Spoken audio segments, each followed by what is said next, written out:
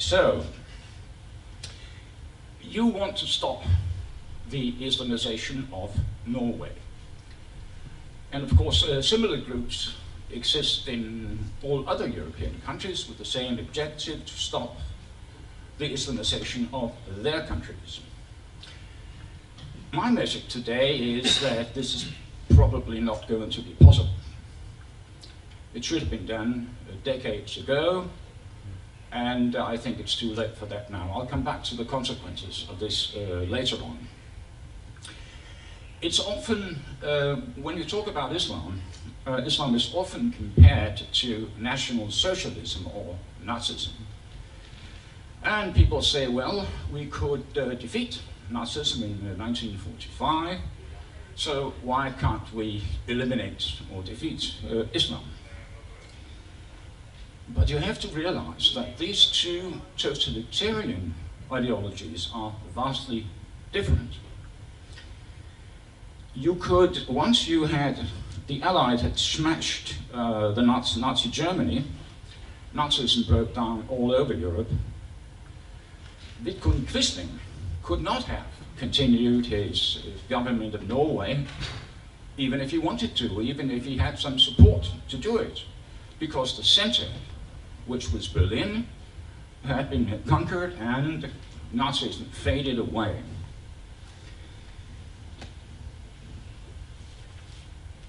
And all of a sudden there were very few Nazis. They had mysteriously disappeared and tried to forget all about their past. But you cannot defeat Islam that way. There is no center that you can conquer and hope to cause Islam to break down. There is no high command that you can wipe out and hope to defeat Islam. Islam is not bound by any geographical locality. It can shift from place to place, and it is not bound by any organized body of men. Islam is lodged in every Muslim's head, and it travels with every believing Muslim.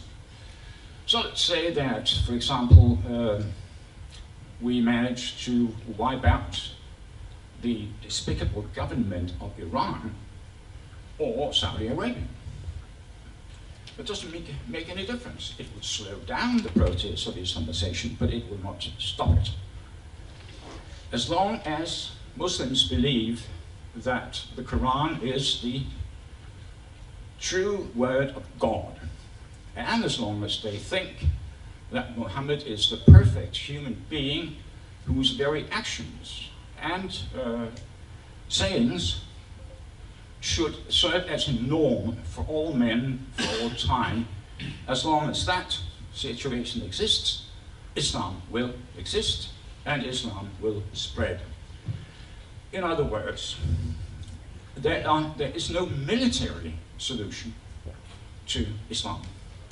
We can forget that.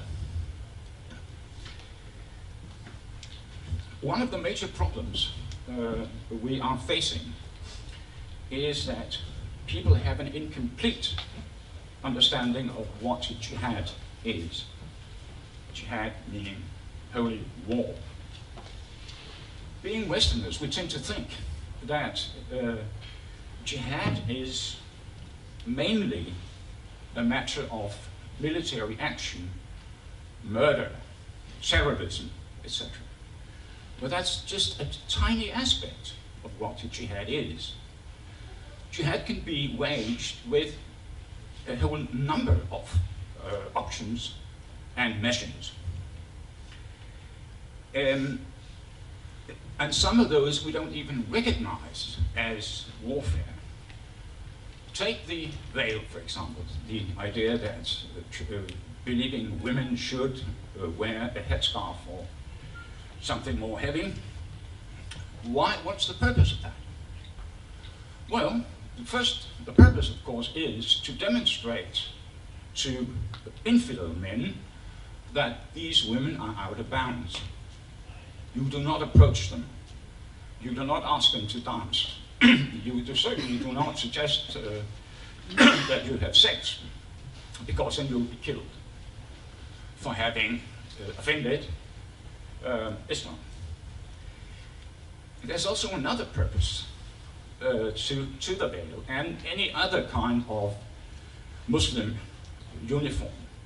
It creates a spontaneous separation between one kind of people and another kind of people that go right through the entire society.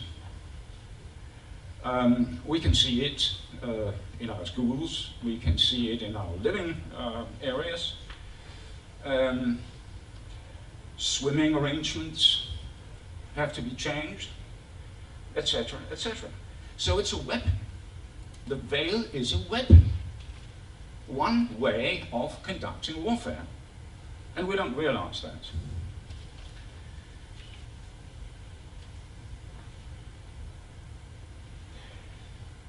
We also have an incomplete understanding of what Sharia law is. When we think of law in our countries, we think of a system of articles, paragraphs that are passed into legislation by the parliament or some other body. That is not the case with Sharia law. Sharia law is not something that men implement. It exists already, and it is followed to the extent that our secular governments are not strong enough to prevent it.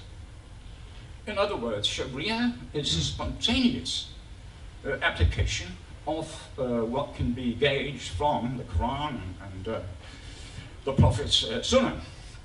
I don't know if you are familiar with a book called The Reliance of the Traveler, which is the authentic Sharia law book. It's about 1,200 pages long. And why? Because it has rules and regulations for every bit of human life and society you can think of. From the way you are supposed to go to the bathroom, to the way you treat slaves. Of course, slavery is still a part of Sharia, and anything else you can think of. Relations between men and women and children, and property rights and whatnot. All of this will be implemented and is being implemented, for example, in the Danish ghettos, where the police dare not come unless they have about 30 men well armed. And how can they control it? You have a population in some cases in Denmark where 10,000 Muslims live in exclusively Muslim areas. They never see an infidel, they never see another Dane. They live by their own rules. So that's another thing we have to consider. And of course, once this system of a dual society, one kind of society for us normal Danes and Norwegians, and another kind of society for the believing Muslims, once that is put into place, there's no way back. Not unless we want to employ means that no civilized man would ever consider. And I'm not going to mention what I'm thinking about here, but I'm quite sure that none of us would do such a thing. So, what can we expect? I started out by saying that it's too late to save Norway, too late to save Denmark, Germany, France, Holland, Belgium, etc. But that means we cannot save the whole country. What we can do is to save parts of our territory. We can save parts of our population to the extent that we stick together and prepare for a life and a society we had never learned of before, or heard of before. We never thought we would come to this. But I think that is the only way. It also means that we have to prepare to defend ourselves. We are certainly not going to make physical attacks on Muslims. That is outside of our culture, but we have to prepare to defend ourselves. The state cannot do it because the state will not be powerful enough to control Muslims once they make up 10, 15, 20% of the population. No way they can do it. And there's no historical example from the last 1400 years that this has been possible. Once the Muslim population exceeds, say, 5%, it's game over. And we have to look forward to times that may be quite interesting, but also quite challenging. So far, this is what I had to say.